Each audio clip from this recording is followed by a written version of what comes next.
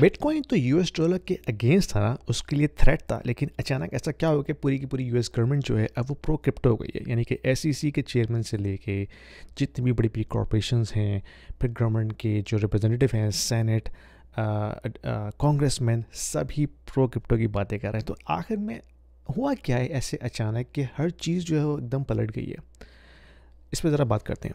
Sorry for the interruption, guys. Please, if you like this content and you get any value out of it, please subscribe and like this because it will help my channel a lot. Thank you very much. Enjoy the video. Paul Ryan एक बहुत बड़ी figure है US politicians के अंदर।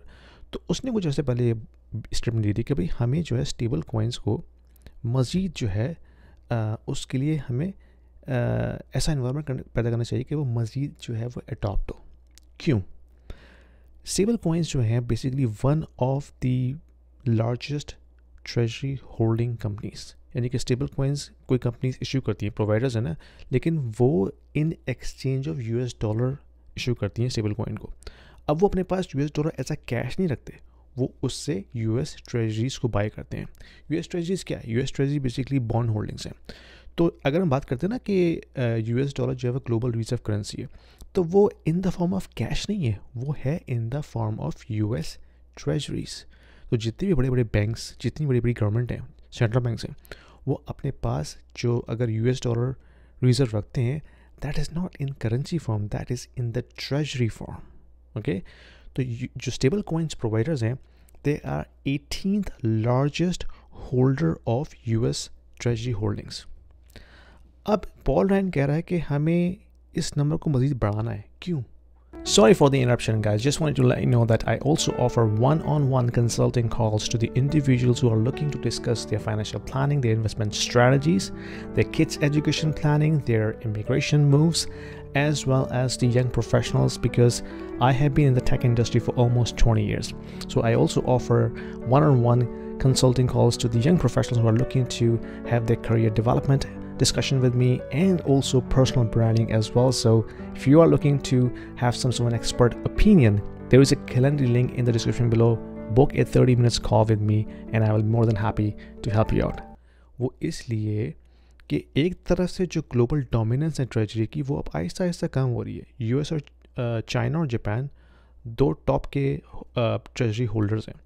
अब वो मज़ीद bye नहीं कर रहे, अब वो उसको मज़ीद बाय नहीं कर रहे बल्कि सेल कर रहे हैं, नेट सेलर्स हैं।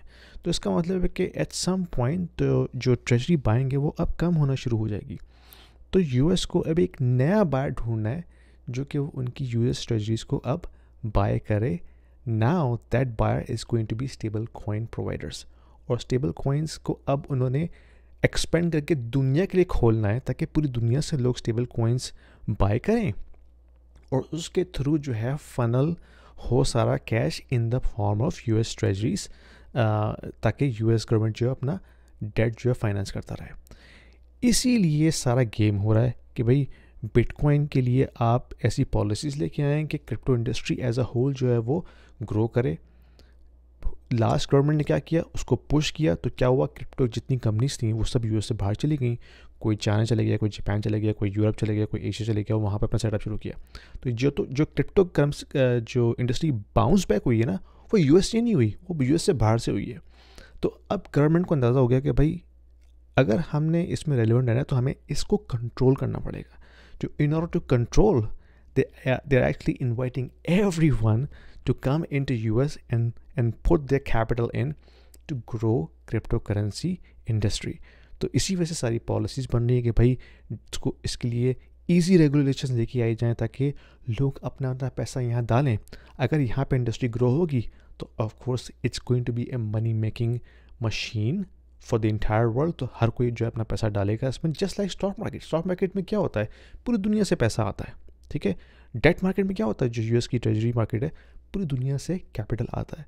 Now they are going to make stable coin as a vehicle to attract foreign capital in, and for that there is a collateral damage which means the US dollar as a fiat is going to lose its power. तो उसकी currency depreciate होगी थोड़ी सी, लेकिन इससे US अपनी hegemony control रखेगा through stable coins which is going to be massly adopted, और फिर सारा गेम यूएस के हाथ में रहेगा।